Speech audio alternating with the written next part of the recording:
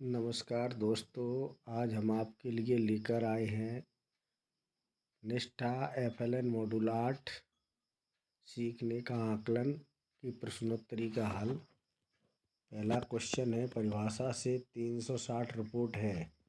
समग्र द्विआयामी, समग्र त्रिआयामी, समग्र बहुआयामी।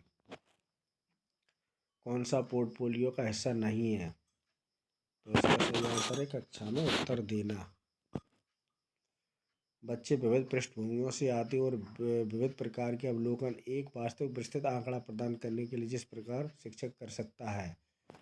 तो इसमें वो सही आंसर है बच्चों के साक्षरता और संख्या ज्ञान प्रवीणता के स्तर में सुधार लाने के लिए चिंतन उपयुक्त योजना विकास।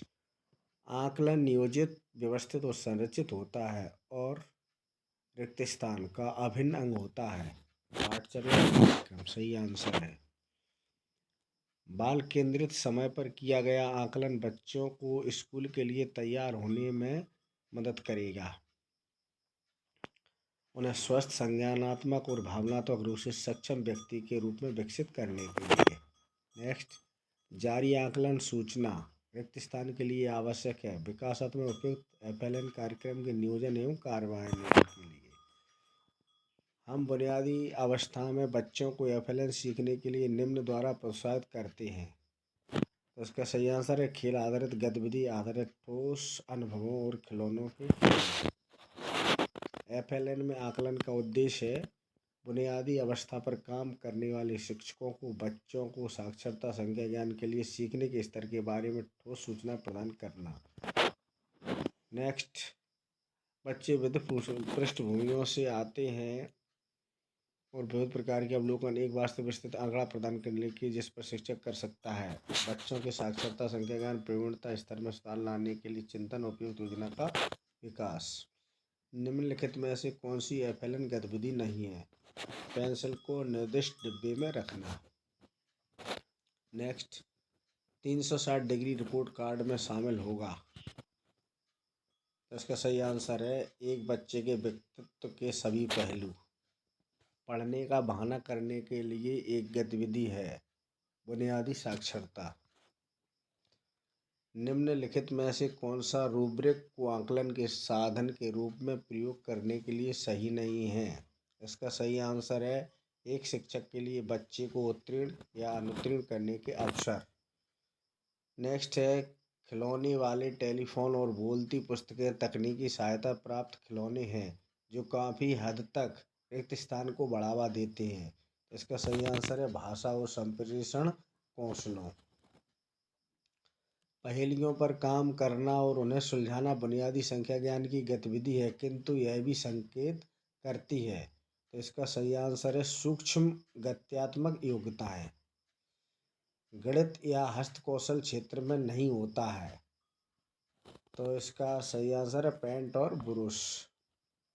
जब शिक्षक बच्चे से कहानी की पुस्तक का मुख्य आवरण और पीछे का आवरण दिखाने को कहता है तो शिक्षक रिक्त स्थान में प्रगति का अवलोकन और आकलन कर रहा है।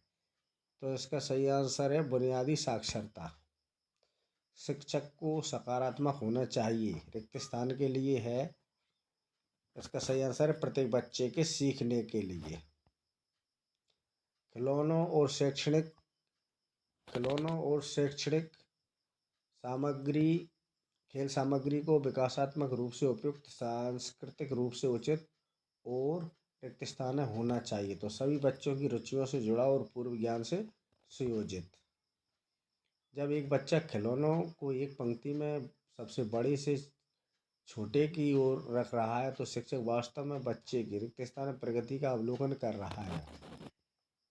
बुनियादी संख्या ज्ञान के तहत क्रमबद्ध करने का कौशल। एक बच्चा एक पंक्ति में रखी वस्तुओं को छू और गिन रहा है। शिक्षक बच्चे की रिक्त स्थान प्रगति का अवलोकन कर रहा है।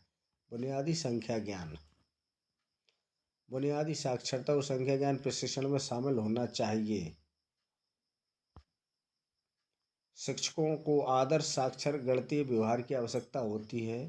इसका सही सारे गतिविधियों के लिए निर्देश देते समय हम बुनियादी अवस्था में बच्चों को FLN सीखने के लिए निम्न द्वारा प्रोत्साहित करते हैं।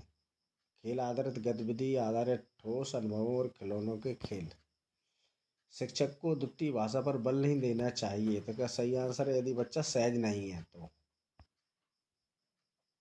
अभिभावक घर पर बुनियादी साक्षरता को बढ़ावा और प्रोत्साहन सुनिश्चित करने दे सकते हैं।